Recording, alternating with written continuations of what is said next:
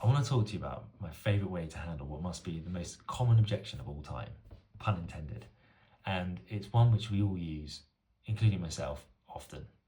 Stick around to the end because I've got a tip for how to use this objection handling approach most effectively for you. The objection is, I don't have time. Now let's just think about that for a minute. What does it even mean? I don't have time. How can you not have time? Time is all we do have. If we didn't have time, we'd be dead. So what do we actually mean when we say, I don't have time? And we all say it a lot. What we really mean is that I'm either unable or unwilling to allocate the time for this activity right now, or whenever it's suggested the activity take place. Bit of a mouthful, I know. Not quite as punchy as I don't have time. One of the biggest misnomers of all time, again, pun intended.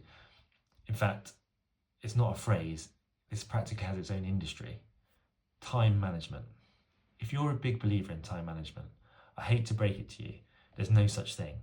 Time can't be managed. The only thing we can manage is our activities. Time actually has very little to do with it. The two key words are activity and priority.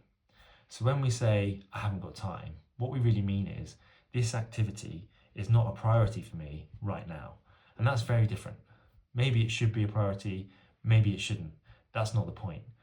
When we say we don't have time, we're giving ourselves an excuse to not even think about that. And we don't make a proper value judgment on whether we should make the time for it or not. Quick aside, obviously we can't make time either.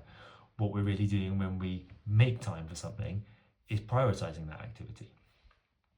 You may think all this is just semantics, but while the difference may be subtle, it's significant, and it makes all the difference. The fact is, we all have the same amount of time in a day, in a week, in a month, in a year. How we choose to spend that time, the activities we choose to prioritize, whether that's consciously or unconsciously, determines what we do or don't do, and ultimately the results we get. This reframing for handling the most common objection of all time gets varying results depending on when you use it and who you use it with. But it's based on absolute truth.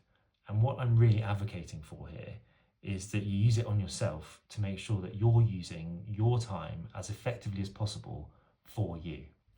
This is Sam J. Malloy reminding you that everything happens by law.